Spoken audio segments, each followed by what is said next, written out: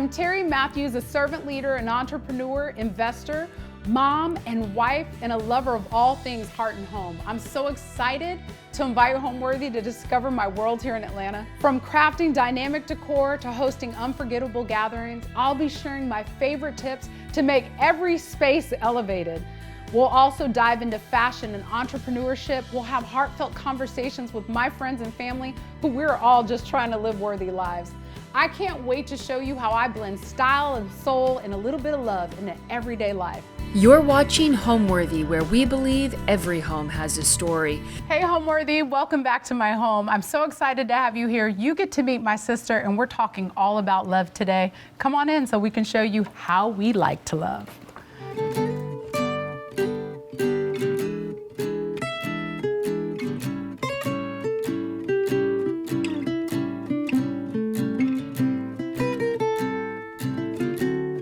Homeworthy, it's Terri Matthews and welcome back to my home here in Alpharetta, Georgia. I'm so excited that I get to sit on this sofa and introduce you to one of the first loves of my life, which happens to be my beautiful sister, Valarie. And I have some pop questions about love with her, and this is not prepped. I mean, we're so much alike. We picked the same outfit today, which was cream sweaters and jeans, had not spoken to each other. I was so glad she brought a second outfit. We would have been twinning. Me too. It's interesting. We're very similar, and we're also very opposite in a lot of ways. I'm the married one. She's the single one. She's single, y'all. I'm vetting potential opportunities. Hey, and I'm finally open. Well, you know what? I want to talk through just a little bit because, you know, you and I don't really believe in Valentine's Day per se. Right. I think you should show love all year long to the people that are in your life, whether you're married or it's your family or whatever else. But I know that we've made it this big, huge holiday. A lot of women get frustrated when they have a significant other that doesn't give them anything on Valentine's Day. Are you one of those people? Is this a trick question? You know I'm vetting. I got to get the right people So, to request. you know, people like to see and receive love mirrored in the way that they give love. And I'm a very words of affirmation to my partner person. I'm a very gift-giving person. It makes me feel joy to give people things and to buy things for them. Excuse me, ma'am. You didn't bring me no gift today. So funny. I actually thought about bringing you something. But I really, truly love to give. And being such a giving person, I also like to receive. Mm-hmm. So if I wake up on Valentine's Day and there's absolutely nothing there, my feelings aren't going to be hurt because I know that you probably gave me something yesterday or the next day. It's coming. I'll tell you, I think one of the things that as a married woman, right, I think initially, just like we talked about before, there was these expectations that because it was the holiday, that you're supposed to get something. And you know, when you're in elementary school, you used to get rose passed around in elementary school. They come through with the little cards with a little candy attached to it, and you could buy it for your Valentine. And I know that's elementary, but I think it puts a seed in us that we think that when Valentine's Day, we're supposed to get something. And when I had a reality to that fact of like, you know, love is all the time. I give, just like during the holidays, I don't wait till the holidays to give a specific gift. If it's on my heart, I give. Pause. You're an amazing gift giver. I just want you to know. Let this woman go on a trip and come back. She's got something for you. Thank you. You're for awesome. That. Thank you. Yeah, seriously. So the thing is that I think we get so upset in reference to if we don't receive anything. And I think maybe it's because of the comparison and competition we might feel because maybe Betty Sue got something and her husband came in with all these roses. I mean, if you look on social media, you see these girls walk in and the whole room's decorated with rose petals and they've got, hundreds of thousands of dollars worth of like bouquets, or they're hopping out of a plane and there's balloons and there's all this stuff. And I think that that's all to feed a false narrative. None of those things equal that you're loved. At all. It's all material. It doesn't matter. That doesn't matter. That's not what matters. Like when I talk about I'm going to get something the day before, the day after, it's the thoughtfulness and everything to me. Like I find value in, if you know what my favorite matcha drink is and you bring me that, I feel love. That's me. And even down to my clothes, they smell amazing. You know my husband does the best laundry. Oh, yeah, I do know that. I'm not expecting that. That's not what I need. Well, I need it. I know you do. And that's where we're different. So the thing is that I think it's important that I feel the way that we've learned to even love each other and show our love to others. From our parents, we've gone through a lot of things, but I think we learned a lot of love for our parents. Our parents showed love even in their even in their deficits. Sure. You know, even in their hard moments, even through adversity, we had learned to show love. I remember serving the homeless and doing things, even though at one point in time we were all homeless. But sure. The bottom line is, what I love is that we have that heart to continue to give back. I think it's interesting that our mom always tries to say that she's more giving. And she always tries to compete for like who has the better heart, her or our dad. And I actually think back about times where my dad would like take in a homeless person and help and support them, or would pull over and look out for somebody or ask them what they needed. I didn't know that those were seeds that were being planted in me. And I also didn't know through our unfortunate circumstances or upbringing or hard times that we suffered, that it would give me such a heart and a passion for people and just to make sure that people have. So there's a couple of things I think that shaped my idea of love. And one of those I think is strong masculine alpha male energy. And I think that I saw that displayed in a way that there were roles in our home, like what women did versus what men did. Even if at times it was crazy. Even if at times I didn't understand why I had to do everyone's laundry. I do understand now that, and I am more traditional in those roles. And I just think that, you know, society is changing and evolving, but I am still very traditional. I love cooking. I don't mind cleaning. Like, these are things that are just a part of who I am, but I never want to pump my gas, and I don't want to touch a trash bag. Hey, any suitors out there? If you can pump gas and you gotta take out the trash, good to go. You might have an opportunity. Notice she didn't even say credit score or job. That's a given. All right. Before we get to build these baskets, if you had to define love today with life experiences, challenges, what you've learned, what you've had to unlearn, what would you say now love is? Just reflecting for a moment, I would say that love has evolved and changed for me. When you grow up in a struggle, you think that financial stability equals wealth, or equals love, and equals, you know, those things are things that you look at because you didn't have it, and you think that I'm gonna run in that direction. So for me, it was really important first to establish being successful. But I feel like that's what men do typically. They take the route of, I'm going to be successful first, and then I'm going to start my life. And what I realized is that I, you know, maybe overlooked certain things about love and didn't create space for love in my life. So I've learned that love shows up and manifests itself not necessarily just in the things around you in this storybook. For me, it's support, it's security, and security doesn't have to mean financial. So what's changed for me is I don't need the financial.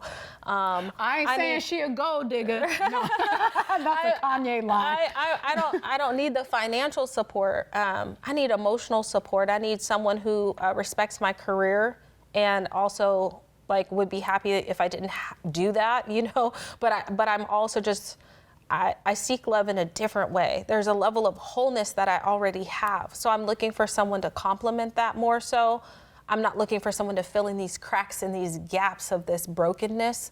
I had to heal. I had to do a lot of work on myself. So love to me today just looks so different. Love to me today is companionship. I don't know why I feel emotional, but it's having someone to do life with, because I don't think that God placed us here to do life alone. And I think it took me a long time to realize, you know, I was so hyper independent. And so like in my masculine energy of feeling like I needed to do and take care of. To me, love is just having somebody, you know, to lay my head on their shoulder and to tell them about what's going on with me and to receive for them and to be a conduit and a space for them to grow as well. So pouring into somebody and being poured into is just, I don't know, it's just my new idea of love. And I haven't experienced it yet, but I'm super hopeful.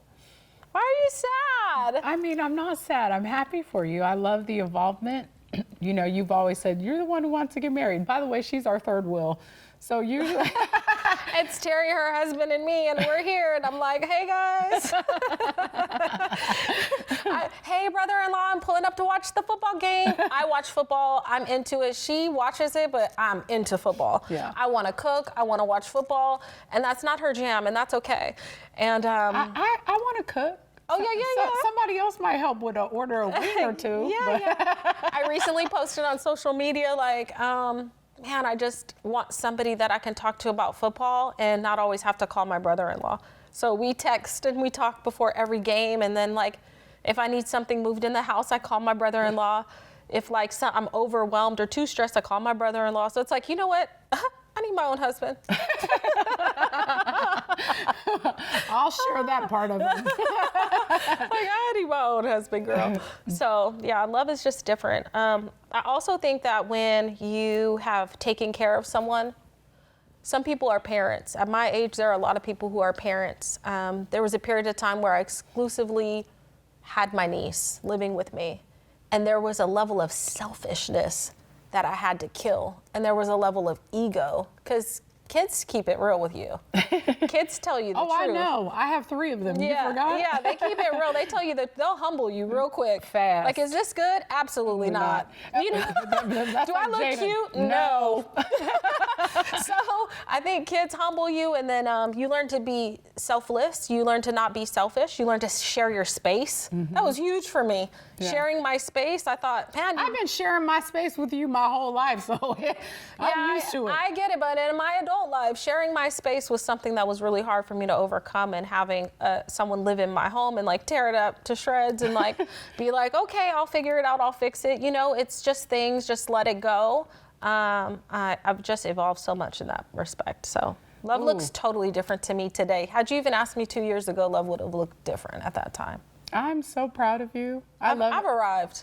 Girl, you have arrived. I'm just kidding. I'm just kidding. I'm waiting for the Lord just to float your prince on through here on a piece of cotton or something. Yeah. A cloud. Please bring him. But you didn't say. What? You know, I gave the single woman's, like, just my own perspective. Honestly, I'm not speaking for all the single ladies. I'm just talking for me. But you didn't say from your marriage perspective about Valentine's Day. You said, no, it's not a big deal to receive gifts, but is there anything within you that feels like you wake up and you just, on that day, do you feel any type of way if you don't have flowers or stuff like that? I really don't. And the reason why is because, especially when you have seen people in your life pass or go through certain situations, what I did not learn, or what I've had to learn over the years, is to learn to be present and take advantage of every moment. And I think very similar, the adversities in our life, the grit and resistance that has created resilience in each of us. I think, though, a lot of times I've spent a ton of my time not being present, because I was always in the hustle. You know, as an entrepreneur, Sure. You know, you in the very beginning, you're everything in that business, and then even as you build that business, you're the CEO, you're leading a variety of people, and you're co-managing everything else in life. And I realized that there was a great portion of my life that I wasn't as present as I would like to be. I was physically there, but mentally handling a lot of things. And how does that relate to love? I think the most valuable thing you can give to somebody is your presence and your time. Yeah. And so in this season of my life, I don't want to wait for a specific day. We're not even promised tomorrow. Ooh, so I good. want to be able to be present at that moment and value that person at that moment. I want to know that should whoever that be, my husband, my children, my family, my friends, people that God has placed in my circle, if they're no longer around, you know, did I give them everything in that moment, versus saying I should have spent time, or I should have listened while they were trying to talk to me and I was on the computer or looking through my text message. So for me, love at this moment is valuing the time that they've given and being present and respecting them with my presence. So it's a lot different. That's so why I can good. put my That's phone down. beautiful. You know what's something that our family does that not everyone does? The phone's in the center of the table? No. What? Even smaller, but like something that Appreciation our gifts? family does that other families don't always do. We say I love you every single time we hang up the phone. Oh, yeah. And if somebody hangs up and doesn't say I love you, the other person calls them back. It's like, wait, I meant to say it. I meant to tell you I love you. And it started with my father. There wasn't a moment that my dad didn't say I love you. He could be mad, I could be in trouble. It could be anything going on in the world. Stuff. He would say, come give me a hug, I love you. Right after getting disciplined, come give me a hug, I love you. And so there's a level of like just expressing our love that we have that a lot of people think is strange. Yeah. I thought all families did that. And it's hard for them to receive it. Yeah. They don't necessarily understand I've it. hugged people and they've said, whoa, I'm so uncomfortable getting a hug. You always hug me. I didn't know that people didn't express their love as frequently or as passionately as we do as a family. And I can say that's something that I honestly appreciate so much. So if you're not out there hugging and loving, get comfortable with it, because some people are just completely uncomfortable. And everybody's love language is different. You don't necessarily have to be like us, but what I can appreciate is we never leave a situation where we don't consistently remind each other. And that loving embrace is just confirmation, regardless of whatever the situation is. We don't always have to agree, but we have to agree that we love one another. Facts. Yeah, so that's good. Okay. Well, God taught us a lot about love, girl. Well, God has taught me everything about love. If you really think about it, when I talk about this evolution, and I'm sorry, this is not a preaching show, this is Homeworthy. But when I talk about this personal journey that I've been on, forgiveness and healing, I've had my heart broken on more than one occasion. If I'm being not just transparent is telling the truth. Vulnerability is telling you my feelings, okay? If I'm being vulnerable, I've had my heart broken on multiple occasions. And forgiveness is not just forgiving in that one time. You gotta think about it. We're talking about love. We're talking about love right now. You guys have to think, there are so many people who've been hurt and wronged that they don't have the capacity, or they think they don't, to love. That's right. But what God or they carry the issue of the person who hurt them into certain other situations that they realize they haven't. So you know where I'm going? Forgiveness. Yeah. Forgiveness has been the pathway for me to love as hard as I do. And I can love over and over and over again. Vulnerability coupled with forgiveness. And it's not just for the one transgression, it's every time you remember. Yeah, absolutely. So, and you know what? For me, it was even, I had to stretch all the way back to our family roots. Again, parents, I believe, everybody's doing the best they can with the information they have at that moment. That's right. That's what parents are doing. That's all what parents are doing, including me. Right. So the thing about it is that I had to reach all the way back to that, because I also had to understand, where did my idea of love come from? Yeah. Just like I said, we got passed roses around. We got those little, I remember the dipping sticks in classroom or with a note. Like, society Valentines. tells us, right, society tells us what love is. And then when I got clear and understood what love was and how I also wanted to give love and receive love, it helped a lot in a lot of areas. But healing is going to be the key, and forgiveness is going to be the key. You have to start there so that you don't carry all of that junk with you and it impacts other people. So I'm excited for us to build these blessing bags. Me too. I got to tell you, Well, not everything came. Some stuff's going to be coming at 5 o'clock tonight, but we'll get them started. So we're excited to share our blessing bags, also known as blessing baskets, activity with you. It's something my sister and I both love to do, and we have done when we've lived close together, we've done when we've lived far apart, and we both started for different reasons. So many of these blessing bags or baskets that we've put together typically has come from, in my space, at times being homeless and handed actually a bag, being in food bank lines or being in places where there were specific things that I needed. These bags were loaded. Now, I was a kid, so oftentimes there were lots of kid things in those bags, and so that made me excited. And then when I've seen people that were homeless and didn't have specific things, just the visionary and creative person that I am, I thought there has to be a way to continue to bless people that might be living on the streets, walking through hard times. And so I got more creative about what should actually go in a bag that would change somebody's life. and it's a great team activity as well. So I've, with my employees, we would assemble a ton of items and put them together and then carry baskets out or bags. And when we'd see people, we'd pop out and bless their lives with it.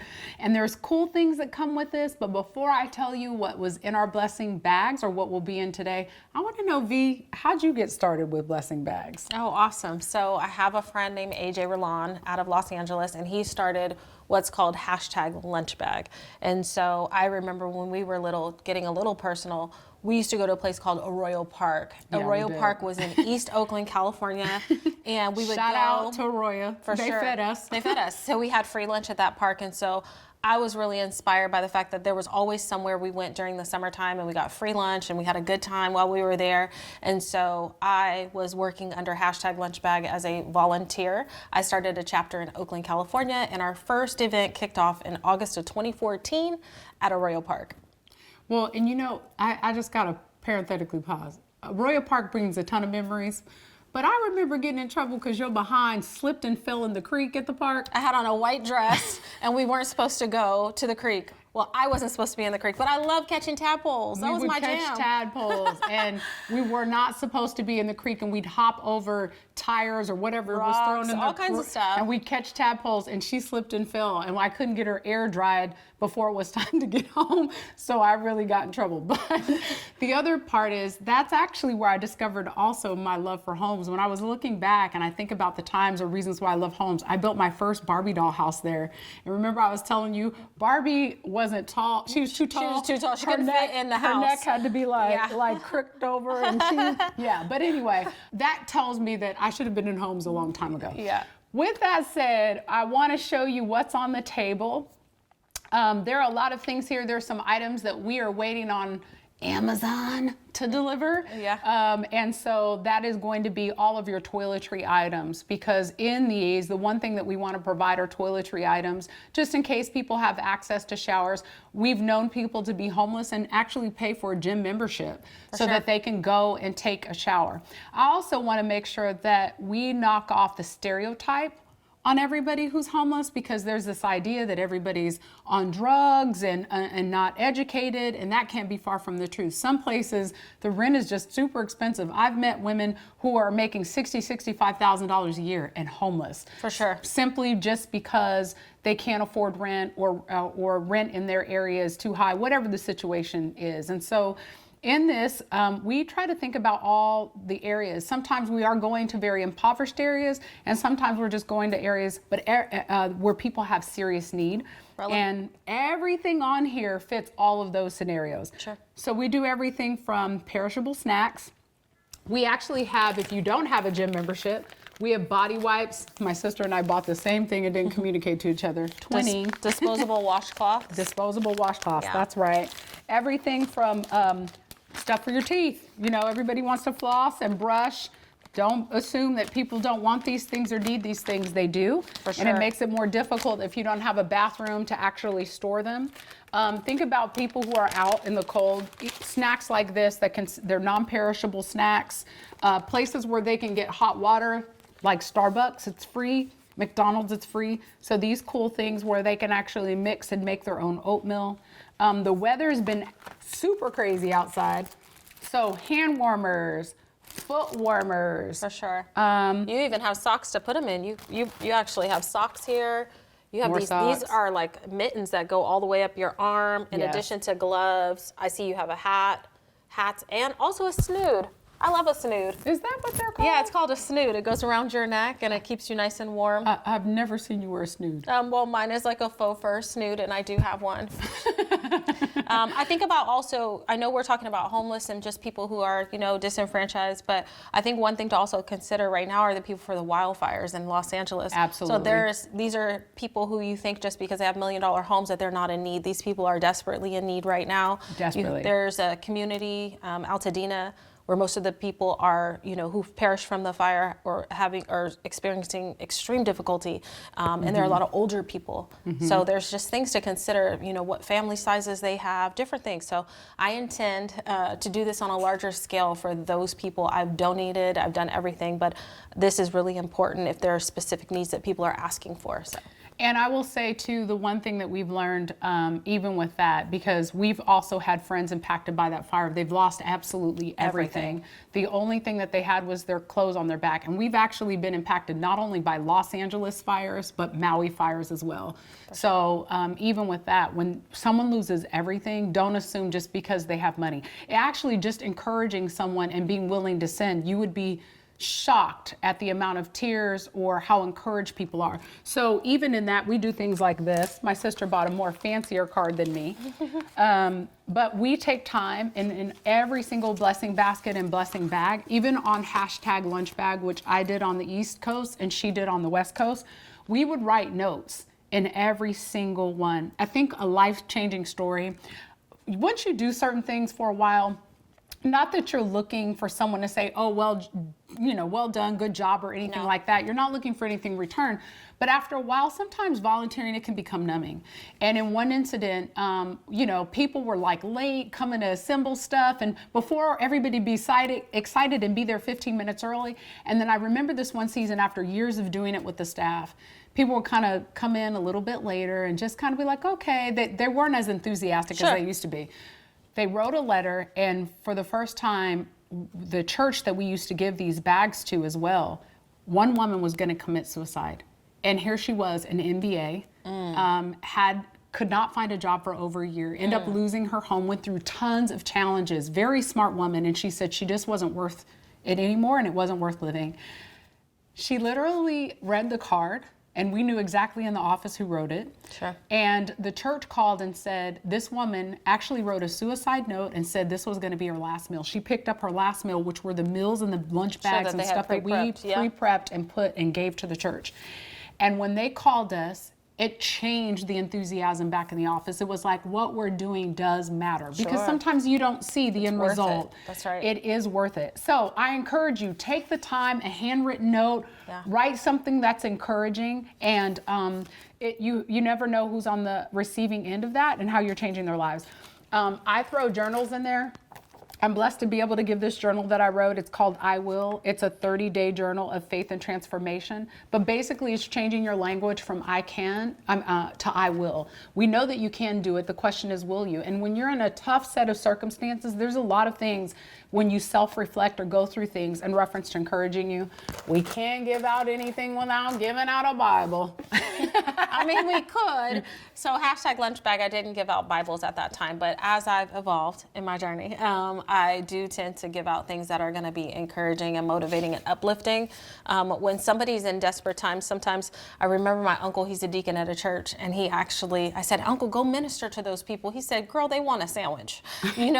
My ministry is the act of love that I'm performing and the thing that I'm doing. And so I just, I ask everybody, if you're going to get into this or you're going to do it, just do it from your heart. Do what feels right for you. Do what feels good, and do it with love, because that's what this is all about. Right. And love is the greatest commandment. Well, with that being said, we also throw things in there. We don't want anybody's mind bored, and sometimes taking your mind off of the things that you're experiencing or going through. So we throw things in there, planners, inspirational word finds, crossword puzzles, fill in the numbers. Even our pens have very encouraging words on there, like just to kind of keep people motivated. And again, lots of snacks. We're blessed to be able not only to give away socks and hats and those types of things, but even a sweatshirt. This one says prayer is a lifestyle. Of course, I got to give credit and glory to God, because he certainly found me. And so what I love about this is we just give an extra large size. And I think it's fashionable for women to wear extra large size sweatshirts anyway. Love it, oversized. So whether if it goes to a man or a woman, it's beneficial. So what we typically do is we take a bag like this, or we take a basket, even blankets, and we fill it with first of all, a set of all the things, and then we stuff it with additional stacks. We write a note, and that's our way of blessing someone else. That's how we show love. Yeah. Love in action. So I'm going to start with my wipes. I'll take my Bible. Oh, okay. We'll do it together. Yeah. So I will do that, and you did wipes already? Yep. Both types, hand wipes and also. This person's going to be the most loved person. Look at all this love. hand warmers, foot warmers. For sure. Books. Now your nephew Granola. dug into the Slim Jims. He calls okay. himself blessing his coach. Look, that's okay. I got separate ones. I bought some separate ones. It's okay. They're closed. They're Love a individual. snack. There you go. This is huge. Did we do fruit Chips. snacks? Nope, fruit snacks, mints. Yep. Oh, let's get some of these mints in here. Tissues. These are very good. Tissues, toothbrush, toothpaste, mints, because This is maybe you're heavy. not always in a position or you want to freshen your breath right away. So we just kind of drop those mints too in there. And the good thing is, I love this water bottle. This is something my sister does, which I absolutely love, because you can always fill up your water bottle. You can stop at places, they'll fill up sure. the water bottle. And now they're even installing water bottles or water places in parks and things like Max that. this one out. Yeah. So, I mean, who would not want to receive such a huge blessing with all these items in it?